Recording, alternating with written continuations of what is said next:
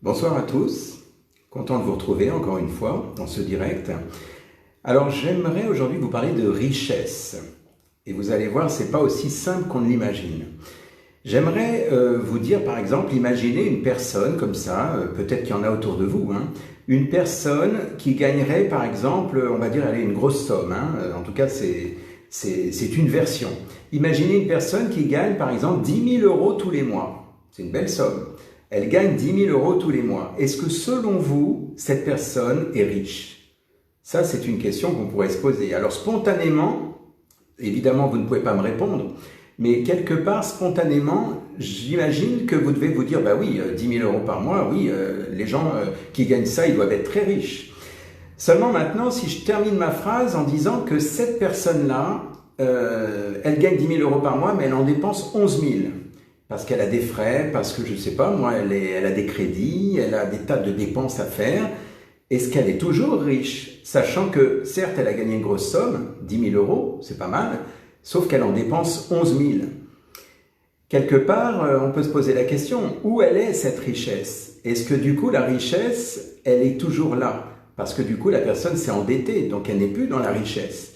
La richesse, en quelque sorte, c'est ma façon de l'expliquer.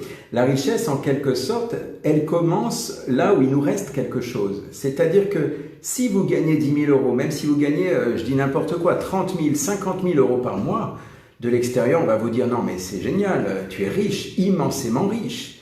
Mais ce qui compte, c'est pas ce qui vient chez vous dans votre compte en banque. Ce qui compte, c'est ce qui reste à la fin, quand ça repart. Parce que si vous avez un surendettement, si vous avez, évidemment, vous gagnez 10 000, 15 000, 20 000 € par mois, mais que vous en dépensez 21 000, 22 000, 23 000, ben vous êtes coincé en quelque sorte.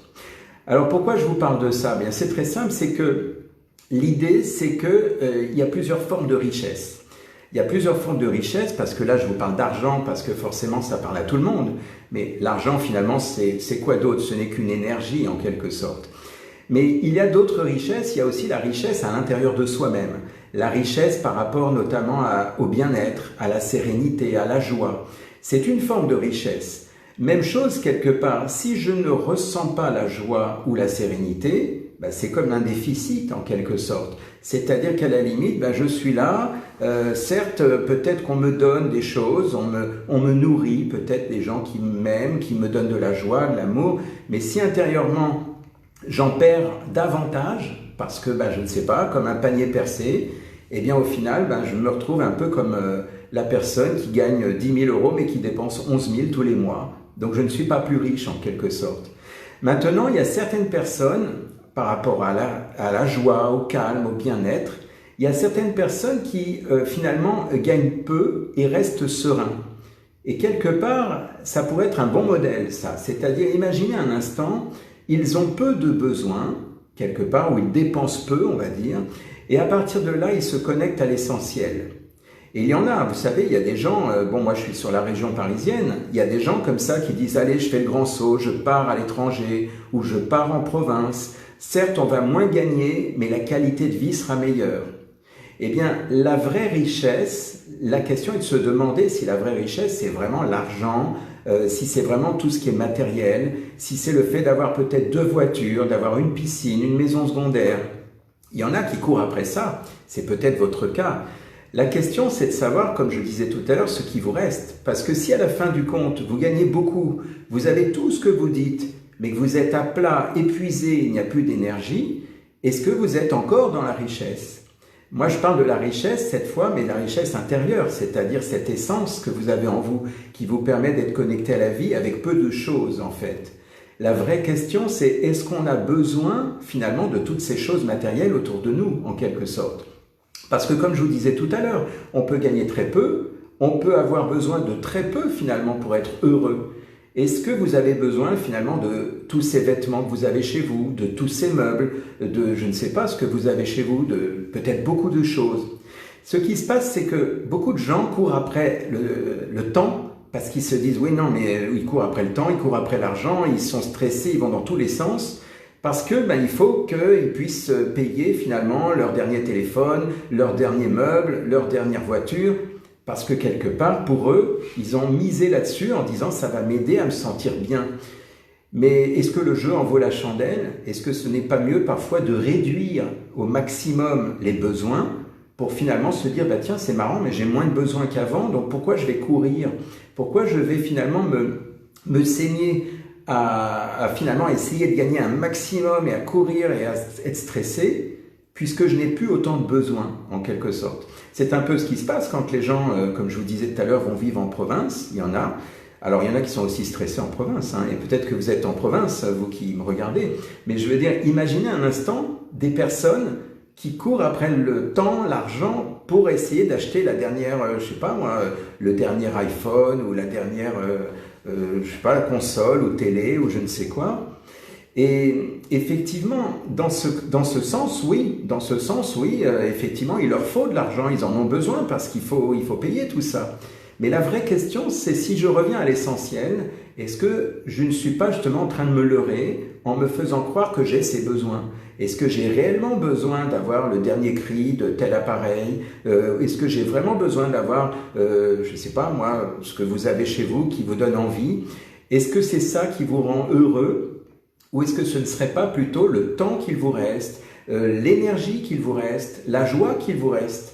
Parce que finalement, la vraie richesse, elle peut être là. C'est pas forcément ce que vous accumulez. C'est ça qui compte, c'est de savoir un petit peu intérieurement comment on se sent à l'intérieur de nous, même si on a, on va dire, peu de choses. Là, je parle de minimalisme. Alors effectivement, oui, il y a des gens qui sont déjà dans cette version-là, mais quelque part, c'est que si on a un minimum de choses, on a juste l'essentiel, ce qui fait que on se sent bien, voilà, on a l'essentiel pour vivre, pour être bien. Est-ce que, c'est une question que vous pouvez vous poser, est-ce qu'avec ça, vous ne vous sentiriez pas finalement serein? Parce que finalement, d'avoir tout, de dire « Ah, c'est génial, j'ai le dernier truc, le dernier machin », oui, seulement le prix à payer, c'est qu'il faut courir pour aller gagner de l'argent, pour aller payer ça. Surtout si c'est du crédit, si j'ai acheté une voiture à crédit, une maison à crédit, des tas de choses, bien à un moment donné, je me retrouve dans une sorte de spirale infernale qui fait que je cours après le temps, après l'argent, parce que je suis entré dans la spirale du matériel. Et tout ça, évidemment, c'est lié à un conditionnement de masse qui fait qu'on vous donne l'impression qu'il vous faut ceci ou cela. Regardez les gens qui se précipitent quand il y a un nouveau produit qui sort, ils se précipitent comme si il leur faut absolument le leur. Et quand je dis « il », je parle peut-être de vous sans le savoir. Donc, c'est une vraie question que vous pouvez vous poser. Vous savez, dans le monde du minimalisme, on dit qu'on utilise, en réalité, on n'a besoin que de 20% de ce que l'on a. Si vous prenez votre armoire, si vous prenez vos vêtements, certes, vous avez peut-être toutes les couleurs, toutes les marques, je ne sais pas, vous avez peut-être des vêtements de qualité, et c'est très bien de se faire plaisir, de s'acheter des choses qui nous plaisent, mais en réalité, faites le tri. Observez qu'est-ce que réellement vous mettez comme vêtements, et vous verrez, en général, ça tourne toujours à peu près à 20% de ce que vous avez.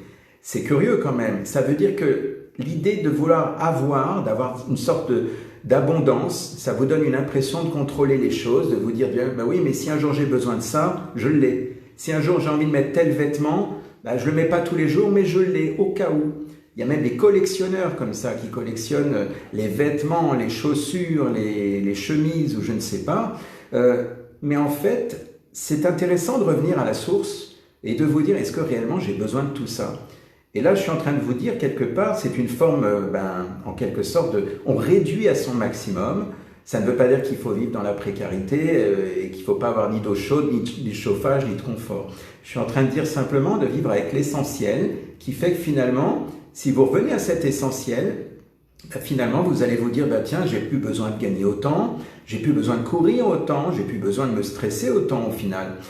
Et l'idée, c'est de pouvoir se rendre compte que le vrai besoin, c'est le besoin non pas d'avoir, mais le besoin d'être, tout simplement. Vous savez, arrivé à un moment dans notre vie, on est là en train de se dire, est-ce que j'ai vraiment besoin d'acquérir ceci ou cela? Est-ce que j'ai besoin d'avoir donc ces choses matérielles autour de moi pour être heureux? Et en fait, si on fait le point avec nous-mêmes, si on est honnête avec nous-mêmes, on se rend compte que avoir quelque part ne suffit pas. Nous, ce que l'on cherche, c'est d'être, en quelque sorte. Vous passez par l'avoir pour être, Mais l'être, si vous vous y connectez de façon directe, ben vous verrez que la grande richesse, elle se trouve là. C'est là où se trouve la vraie richesse. C'est finalement, non pas dans ce que j'obtiens matériellement parlant, parce que, comme je l'ai dit, je peux avoir une télé dans toutes les chambres. Est-ce que ça fera de moi quelqu'un de plus heureux ? Bon, moi, certes, ça fait peut-être 10-11 ans que je n'ai pas de téléviseur, mais peu importe. Je veux dire, imaginez, vous pourriez très bien imaginer toute une armoire remplie de vêtements. Et est-ce que vous allez être finalement la personne la plus heureuse au monde? Parce que vous aurez fait l'acquisition des derniers vêtements ou de la dernière voiture ou du dernier iPhone. C'est la vraie question qu'on peut se poser. Parce qu'en fait, on est aujourd'hui dans ce monde-là où les gens se posent des questions sur finalement l'essence de leur vie. Est-ce que la vie, elle est dans l'avoir ou dans l'être? Je vous laisse méditer